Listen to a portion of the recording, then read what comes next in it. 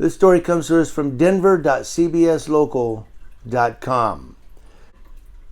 More than 4 months after Aurora officers used force on a suspect in a traffic stop, Aurora Police Chief Vanessa Wilson says she viewed the officer's body camera videos this week and ordered an internal affairs investigation. The police chief.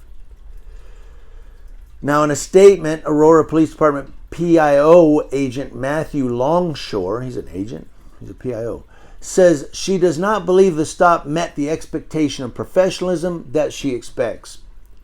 The stop occurred on May 15, 2021, just after midnight, and moments after Aurora officers say the driver, Preston Nunn, nearly struck officers with his car.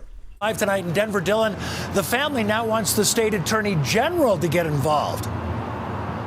Jim, that man tells us that Attorney General Phil Weiser here in Denver could get involved and help further his case. He also wants the attention of Governor Jared Polis. Tonight, the Aurora Police Department telling us their officers sprung into action after that man nearly hit them on the side of the road.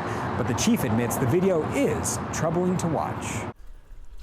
Nunn was cited for obstructing, resisting arrest, failure to obey an order, having an open container, failure to yield the right of way to an emergency vehicle. Police apparently found no weapons in the car. Big surprise there. Nunn was on probation for a past firearms case and a drug case. Now, Aurora police say their force review board looked at the incident in June and suggested additional training for the primary officer involved, including de-escalation, increased communication, and traffic stop safety. On May 15th, just after midnight, Aurora police stopped Patrick Nunn III. The department alleges he nearly ran over officers while they were working an unrelated traffic stop. Give me your license registration. I'm about to tow your vehicle. In body camera footage first obtained by CBS 4, an officer asked Nunn to provide his license. Give me your license registration. I'm about to tow your vehicle. What are you digging? Stop digging! Why are you digging in your pants like that? Put your hands on your face! But when he reaches in his pocket, just no compliance right now. I have not the right to get my wallet. While held at gunpoint, Nunn exited the vehicle. Police are never heard telling him to do so. He told us he got out to make sure his female passenger was not in the line of fire. Nunn, who was on probation for past firearms and drugs offenses, says the response by APD was excessive. You about got shot, bud. You should have shot me then. No, I'm glad I didn't.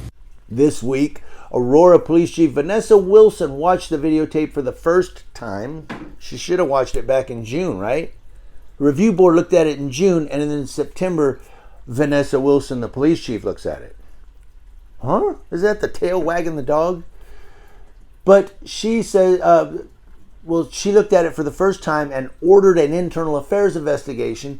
Officer Gabriel Nestor was placed on administrative leave with pay pending the outcome of the internal affairs justification.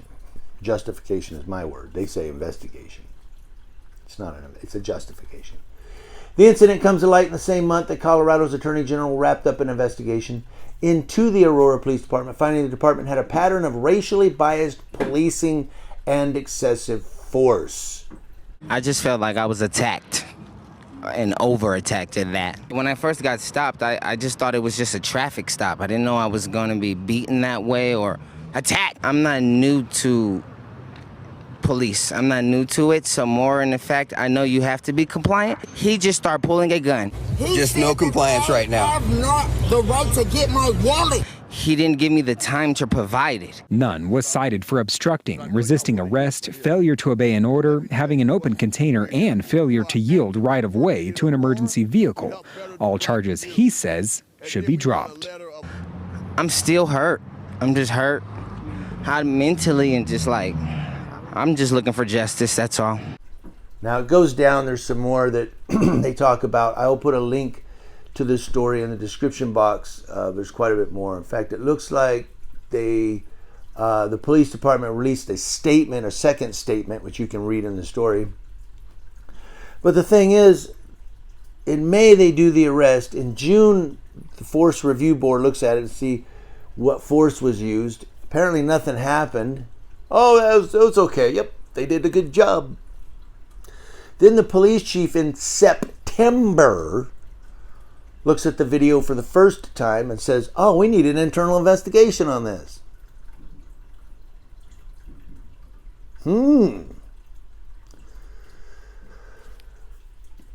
You know, but the thing is,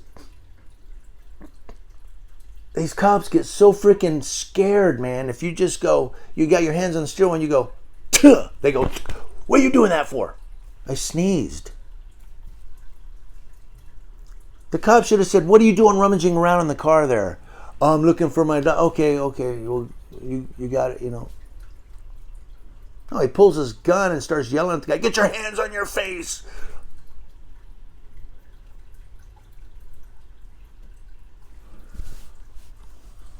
Don't shoot.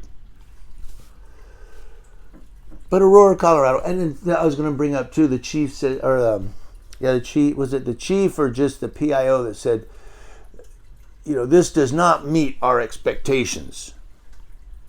How come that something happens in a police department and the chief goes, this action does not meet the expectations of our standards, and they do nothing? And then something happens and they say, this does not meet the expectations of our standards. Nothing happens, and then another incident, this really does not meet the expectations of our standards. That's like going to school every day with ketchup and taco sauce on your shirt, and the teacher goes, you got food on your shirt. Wear clean clothes tomorrow. Okay. So the next day you show up with a shirt with chocolate all over it. And the teacher goes, I thought I told you to wear clean clothes. Oh, I thought you said just wear a different shirt. I didn't know it had to be cleaned. Now, the Aurora Police Department says they did that internal investigation, which found that they should do more training when it comes to de-escalation and communication. Reporting live in Denver, Dylan Thomas, covering Colorado First.